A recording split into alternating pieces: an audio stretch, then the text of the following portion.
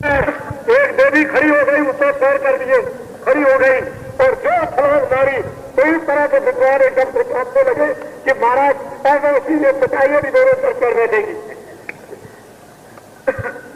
ये यहाँ उतारे जाते हैं, ये वेदों के मंत्रों से मोया देकर के उतारा जाता है।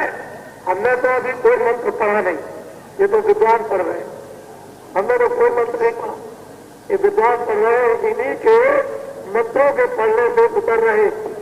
और हम पढ़ेंगे तब तो कुछ और बात हो जाएगी, हमने तो कुछ पढ़ा नहीं है।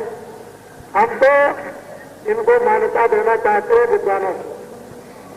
आपको देश में जब मिले, आपकी कीर्ति हो, आपका सम्मान हो, आप त्यागी बने, आप निर्लोभी बने, आप ब्रह्मदर्शी बने, ब्रह्मदेवता बने, आप और देश के अंदर ये विद्या बांटे।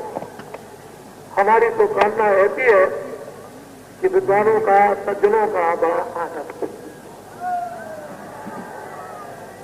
तो ये कामना कोई ऐसी तय नहीं है कि ऐसे हवा हो जाएगी,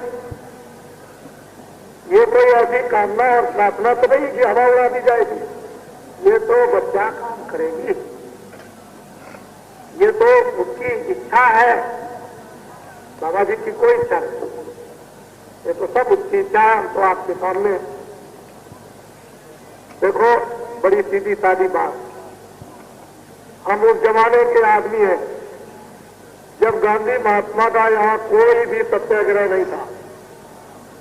सीधी बात को सुन लीजिए, एक भी स्पीच हिंदुस्तान में नहीं हुई थी, तब भी हम थे।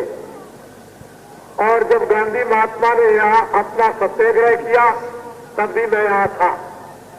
और 30 साल के सत्याग्रह में भी मैं हिंदुस्तान में था। और जब गांधी महात्मा हिंदुस्तान जब आजाद हो गया, चले गए, और 30 साल के शासन काल में भी मैं मौजूद, और वो भी शासन चला गया, मैं अभी मौजूद। बड़े ध्यान से और देखिए मैं कितना काम करता हूँ।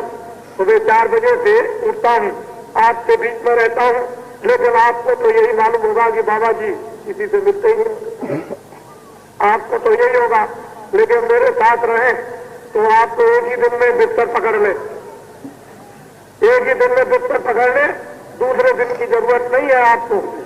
और कितना काम करता हूँ ये तो आपको जानना चाहिए, मालूम तो आपको अभी है नहीं है, लेकिन आप उतना काम नहीं कर सकते। इतना बुढ़े होने पर भी आप काम जमा नहीं कर सकते। लेकिन फिर भी प्रभु की दया है, बच्चों में कितना उत्साह और कितनी जोश भक्ति, कितनी विवेक भक्ति, कितनी विवेक शक्ति, और कितनी उनके अंदर चरित्र शक्ति आ रही है। हमको भी भारत के बच्चों को देख करके भविष्य का अनुभव, एक प्रसन्नता होती है कि ये जमाना तो जो आएगा वो तो बच्चे देखेंगे। हम लोगों को क्या है, आज चले गए, बुढ़े हो गए, कल चले गए, क्या जमाना तो आपको देख तैयार हो जाएगा, जमाने का आनंद आप लोगे, तैयार हो जाएगा, खुशहालियां आप मनाओगे, तैयार हो जाएगा, आनंद आपको मिलेगा, और तैयार हो जाएगा तो आप अपनी औलाद और अपने बच्चे से सर्व सुखी संपन्न रहोगे। और हो जाएगा, धर्म की स्थापना हो गई तो आप अपनी आत्मा का कल्याण भी कर लोगे। हम लोगों के क्रिया क्या है, बोरी बिस्तर बात कर, एक कत्थन लटकाए हुए, पता नहीं कितने चले जाओ, हुक्म आ जाए कि चलो समय पूरा हो गया, चल में क्या ठिकाना। इसलिए सजनी चलो ऊपर, दोनों आंखों के ऊपर चलो, उधर देखो जरा सा, ऊपर आंख खोलो, खुले हुए मैदान, ये लाइट क्या, ये रोशनी क्या है, इसी में लुभा गए। अरे ये रोशनी क्या चीज है, कुछ नहीं। एक लाइट सूरज और चांदों को भी शर्मिंदा करती है।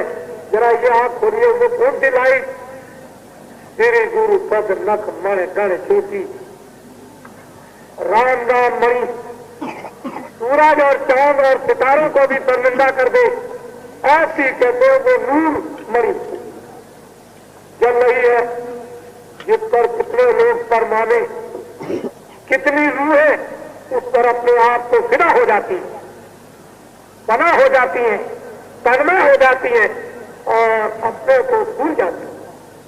वो मणि ऐसी है। और जिन जिन ने तुलसीदास ने, कबीर ने, रैदास ने उस मणि को पाया, देखिए क्या आपको भी वो मणि, ये मणि जो है अमूलक है, अद्भुत है, उसकी कोई कीमत नहीं है। रुपए पैसे, सोने चांदी, राजपाट से नहीं मिलती। वो तो जब उसकी वर्षा होगी समस्त रूप से जीवों के ऊपर में तभी वो मणि मिले। ऐसी मणि सबके पास रखी हुई है। आंखों के ऊपर जरा अपनी अंदरूनी आंख से ऊपर की तरफ देखो, उस आसमान की तरफ।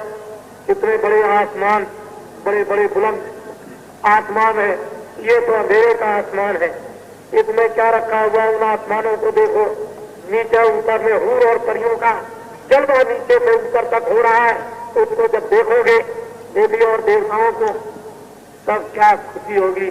जो कहा मैं पहुंच गया हूं, और फिर उनसे मिलो, कितना प्यार मोहब्बत। ये सजनी चलो, उधर में सखियों को साथ लो, तीन क्षमा संतोष प्रेम साथ ले लो। इन काम क्रोध को छोड़ दो और चलो ऊपर की तरफ चलो। उधर क्या हो रहा। हाँ,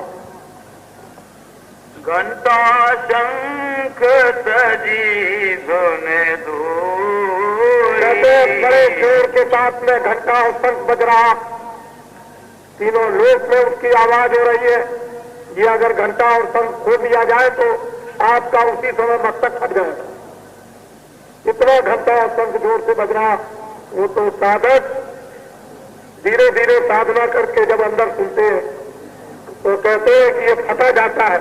घबराओ नहीं, तुम धीरे धीरे सुनते रहो, सब हजम हो जाएगा। चिंता करने की बात नहीं है। वो सब उधर से कंट्रोल और इंतजाम सब हो रहा है, बर्दाश्त हो जाएगा। आप घबराओ मत। ऐसा घंटा और शंख उसके मंदिर में, जो स्वयं उस खुदा का मंदिर है, भगवान का, उसमें 24 घंटे बज रहा, कभी भी बंद नहीं होता, न होगा। कहते हैं इस धुनी को, घंटा और शंख को भी छोड़ करके ये जीवात्मा सूरत और सजनी ऊपर चली और ऊपर उन आवाजों को सुनती है। घंटा शंख सजी धुने धोई, गरज मृदंग सुनाई सोई। कहते हैं बड़ी बड़ी मधुर मृदंग और बादलों की गरज हो रही, दिल को पकड़ती है, हृदय का आकर्षण खिंच जाता। चम चम चम चम चम चम चम चम होती, दिल को ऐसी पकड़ती है, लप लप लप। उधर रामायण को अगर पढ़िए तो एक एक चीज आपने, लेकिन वहां गोस्वामी जी महाराज, आपने ऐसा लोगों को धोखे में रख दिया। अगर काफी बाकी उनसे फायदा उठाते तो ऐसे महापुरुष और संत थे कि कितनों को काफी बातियों को पहुंचा देते। लेकिन काफी बातियों ने हमेशा उनसे युद्ध किया, युद्ध, और उन्होंने छिपा दिया अपने गुण है। और उन्होंने जब रामायण बनाई तो कभी भी आपने उनसे नहीं पूछा कि महाराज इसमें क्या लिखा। रामायण बनाने के बाद 49 बरस तक यहाँ रहे, 91 बरस की उनकी उम्र, 49 बरस तक यहाँ रामायण बना करके रहे। आपने कभी नहीं पूछा कि महाराज ये क्या लिखा हुआ, जो आपने लिखा है वो मुझे भी दे दीजिए। आप तो तत्काल मतलब ये है कि रामायण का व्यापार करने लगे, बैठे वेद धर्म दो नहीं। रामायण में एक बड़ी जबरदस्त उन्होंने बात बताई, मामूली बात नहीं है। पूजिए विश्व जो वेद विहीना, बहुत दूर की बात बताई उन्होंने, लेकिन लोग कोई समझते ही। तो पुरोहिती कर्म अति मति मंदा, कितनी गूढ़ की एक एक चौपाई और रैप भर दिया उसमें, लेकिन लोगों ने नहीं उसको समझ पाया। तो हम तो काशी को पहले ही से नमस्कार करते हैं, सब स्थान देना लगाया, हाथ जोड़ते इस तरह से कि भगवान दया करते रहिएगा आप। और मतलब ये है, कृपा आपकी बनी रहे। तो हम तो पहले ही दिखा जोड़ते रहे, आज तो नहीं, पहले से ही, बहुत दिनों से। तो ये राज, ये रहस्य जीवात्मा का और उस प्रभु का